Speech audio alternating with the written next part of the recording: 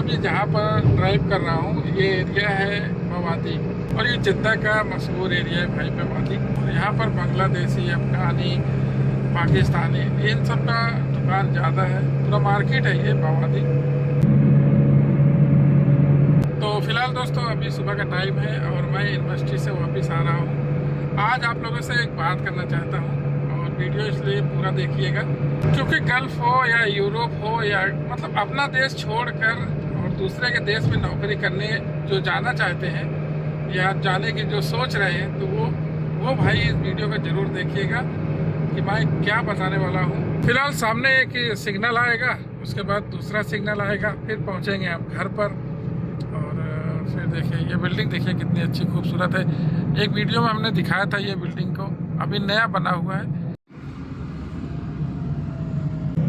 अच्छा, यहाँ सऊदी अरब में देखिए जो भी घर हैं और घरों के बालकनियों में आप देख सकते हैं कि कोई भी कपड़े वगैरह टंगे नहीं रहे। इस तरह अपने इंडिया में है, कितनी भी अच्छी बिल्डिंग बना दो पर उसमें जो रहने वाले हैं भाई, तो उसमें जो है ना बालकनी में, खिड़की में बाहर कपड़े वगैरह टांग कर जो है पूरी बिल्डिंग की सत्यानाश कर देते हैं। तो बहरहाल यहाँ पर ऐसा नहीं कर सकते हैं क्योंकि यहाँ पर एक कानून है कि बालकनी में कपड़े आप नहीं टांग सकते हैं। अगर बालकनी में कपड़े टंगे हुए हैं तो भाई यहाँ पर जुर्माना है, फाइन है। वैसे इस वाले रास्ते से मैं काफ़ी दिन के बाद आ रहा हूँ भाई, इस वाले रास्ते से। ये आप लोगों ने बहुत बारी भी ये मस्जिद देखा होगा वीडियो में। आप देख रहे हैं किसी के घर के सामने कोई भी बाइक, गाड़ी जो दो चक्के वाली गाड़ी होती है, दो पहिया, कहीं भी नहीं खड़ी मिलेगी आपको सऊदी अरब के इन घरों के सामने।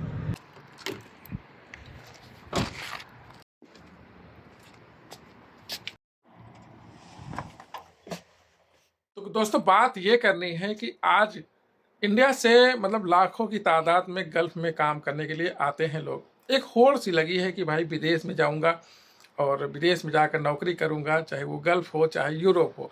तो मतलब ऐसा सोचते हैं कि जो विदेश में जाऊंगा तो वहाँ जन्नत मिल जाएगा हमें। तो इस हिसाब से जो है एकदम होड़ लगी है, पर इसमें कितने रिस्क हैं और क्या क्या सामना करना पड़ता है ये मैं आपको बताने वाला हूँ इस वीडियो में। तो सबसे पहले बात करते हैं कि अगर हमारे मन में आता है, चाहे वो घर की कंडीशन को देखकर या किसी और परेशानी से, बिना मजबूरी का तो कोई इंसान कहीं जाता नहीं है, ये तो आप समझ ही सकते हो। तो अगर मान लो जैसे हमें गल्फ जाना है तो भाई हमें सबसे पहले पासपोर्ट बनवाना पड़ेगा। तो पासपोर्ट बनवाने के लिए आप चाहे जहाँ पासपोर्ट ऑफिस है वहाँ पर जाकर अपने इंडिया में वहाँ से पासपोर्ट बनवा लिए, वेरिफिकेशन हुआ, पुलिस वाले आएंगे घर पर, इंक्वायरी करेंगे कि बंदे के ऊपर कोई केस नहीं है, ये नहीं है, कोई प्रॉब्लम तो नहीं है, तब आपका जाकर पासपोर्ट जो है आपके हाथ में आएगा। अच्छा, पासपोर्ट आने के बाद फिर आपको जो है एक एजेंट पकड़ना है, चाहे ऑफिस के जरिए आइए, अगर आपका कोई जान पहचान वाला है तो आप ऑफिस में जाकर डायरेक्टली वीज़ा ले सकते हैं। तो एजेंट जो है आपका काम करने लगता है भाई, उसमें लंबा प्रोसेस होता है। अगर वर्क वीज़ा पर अगर आप आ रहे हो तो उसमें लंबा प्रोसेस होता है, 1-1.5 महीना लग जाता है। वीज़ा स्टैंपिंग वगैरह होने के बाद आपका फ़्लाइट का टिकट बुक होने तक 1-1.5 महीना लग जाता है आराम से। तो दोस्तों फिर वीज़ा वगैरह लगने के बाद अब इसमें खर्चा एक से एक के ऊपर ही पहुंच जाता है। अभी अगर स्टार्टिंग में नए में कोई भी बंदा आता है तो 1 लाख पकड़ के चलिए कि वर्क वीज़ा पर काम करने के लिए अगर यहाँ पर आना है, किसी भी गल्फ कंट्री में हो, 1 लाख पकड़ के चलिए, मिनिमम 1 लाख रुपया तो लग ही जाता है। तो मेरे कहने का मतलब यह है कि कितनी मुसीबत झेलने के बाद, कितने प्रोसेस से गुजरने के बाद फिर हमें जाकर वीज़ा मिलता है। ठीक है, अब उसके बाद फिर वहाँ से भैया आ गए।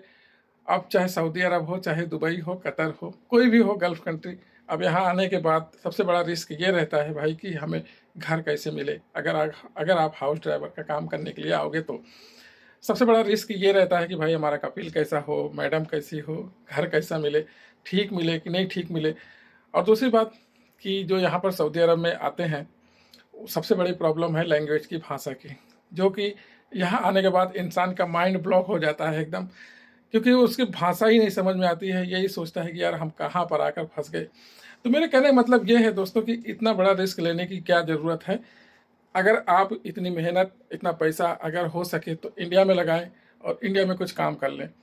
भाई देखो हम लोग जो है अब सऊदी अरब आ गए हैं, तो भाई अगर आप सऊदी अरब में एक बार आ गए तो ये मान के चलिए कि आप जो है 10 से 15 साल आपको गुजारना तय है क्योंकि यहाँ पर भाई आने के बाद इंसान इस तरह से मजबूरियों की बेड़ियों में ऐसे फंस जाता है इंसान कि फिर वो उसको निकलना बहुत भारी पड़ता है।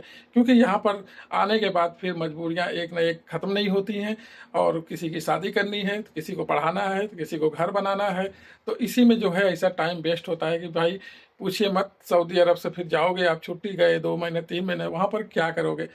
यहाँ पर हो पैसा भेज रहे हो, सैलरी भेज रहे हो महीने में, वहाँ घर परिवार अच्छे से चल रहा है अल्हम्दुलिल्लाह।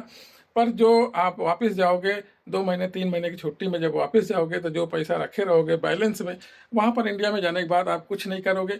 वही पैसा जो रहेगा वही पैसा आप खाओगे, फिर 2 महीने 3 महीने के बाद ख़त्म होता है, फिर से हमें आना पड़ता है। तो आप जाकर देखो भाई, मुंबई में, लखनऊ में, कलकत्ता में, हर जगह जाकर देखो, विदेश में जाने की होड़ लगी है।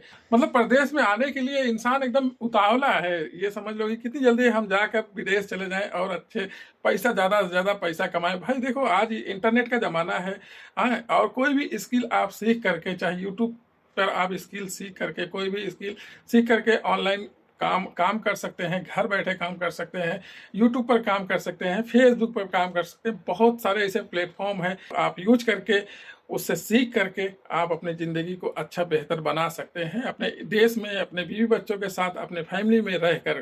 तो मुझे नहीं लगता है कि भाई कि आप जो है अपनी फैमिली को छोड़कर, अपना देश छोड़कर, अपने गांव देश छोड़कर जो है किसी भी गल्फ़ कंट्री में या यूरोप कंट्री में जाएं।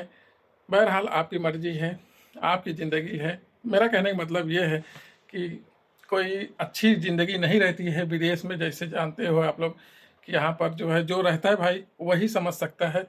तो मेरा राय यही है कि आप जो है अभी से इंडिया में अगर हैं और इंडिया में मेरी वीडियो को देख रहे हैं, तो आप लोग जो है कुछ ना कुछ कोशिश करिए कि इंडिया में रहकर करें। हर किसी के पास मोबाइल है, मिलाकर पूरी दुनिया जो है मोबाइल के अंदर है भाई। तो आप जो है उस मोबाइल का यूज करके आप चाहे तो अपनी ज़िंदगी को बना सकते हैं घर बैठे। अब मुझे देख लीजिए दोस्तों, मैं जो है अपने यूट्यूब चैनल पर वीडियो रोज़ अपलोड करता हूँ। अब चाहे व्यूज़ आए या ना आए, क्योंकि मुझे पता है ना तो मेरी आवाज़ अच्छी है, ना तो मेरा बोलने का स्टाइल ठीक है, ना ही जो है मेरा चेहरा अच्छा है। पर जो है मेरा एक ज़िद है कि भाई मैं वीडियो बनाकर यूट्यूब में डालूँगा, कभी न कभी तो अपना दिन आएगा। तो मैं अपने ब्लॉग में जो है बहुत कुछ दिखाता हूँ। मैं यहाँ पर कैसे काम कर रहा हूँ वो दिखाता हूँ, यहाँ की लाइफ कैसे है वो दिखाता हूँ। तो बहुत सारे लोग बोलते भी हैं कि भाई ये क्या-क्या बनाता है यार, क्या-क्या दिखाता है। भाई देखो, अपना काम जिससे हमारे घर परिवार के पेट चल रहा है, जिससे हमारा घर परिवार चल रहा है, उस काम को हम कभी गलत नहीं कहेंगे। तो जो काम है वो रियलिटी है, वो दिखाना ज़रूरी है आप लोगों को। तो भाई काम काम होता है, चाहे वो छोटा होता है, चाहे वो बड़ा होता है। बस अपनी-अपनी सोच उसे छोटा और बड़ा बनाता है। हर इंसान किसी न किसी का नौकर है, चाहे वो स गवर्नमेंट नौ जॉब करता हो, चाहे वो प्राइवेट जॉब करता हो, तो हर इंसान किसी न किसी का नौकर है भाई। जिस तरीके से हम ड्राइविंग कर रहे हैं और हम अपने सेठ के नौकर हैं, यानी बॉस के नौकर हैं, तो उसी तरीके से हर इंसान किसी न किसी का नौकर है, चाहे वो बड़ा काम करता हो, चाहे वो छोटा काम करता हो। काम छोटा बड़ा नहीं होता दोस्तों, सोच इंसान की छोटी बड़ी होती है, उस पे गौर नहीं करना है। अपना जो काम है वो काम आप करते रहो, इंशाअल्लाह एक न एक दिन कामयाबी ज़रूर मिलेगी। बस यही है कि वक्त ज़ाया ना करो। कितनी बार मैं डिमोटिवेट हो गया हूँ कि यार अब कुछ नहीं करूँगा, व्यूज़ नहीं आते हैं, सब्सक्राइबर नहीं बढ़ रहे हैं। पर ये एक जिद लगा कर बैठा हूँ कि आज नहीं तो कल अपना वक्त ज़रूर आएगा, व्यूज़ भी बढ़ेगा, सब्सक्राइबर भी बढ़ेंगे, और जो आज मुझे पसंद नहीं कर रहे हैं, कुछ साल के बाद, कुछ दिन के बाद ये जो है मुझे पसंद करेंगे, मेरी इस बात को सुनेंगे, मुझे सब्सक्राइब करेंगे, मेरी वीडियो को लाइक ज़रूर करेंगे। तो ये एक जुनून है भाई काम करने का, बस और कुछ नहीं। तो इसी तरीके का जुनून चालू रखो तो मंजिल तक आप ज़रूर पहुँचोगे, ऊपर वाला साथ ज़रूर देगा।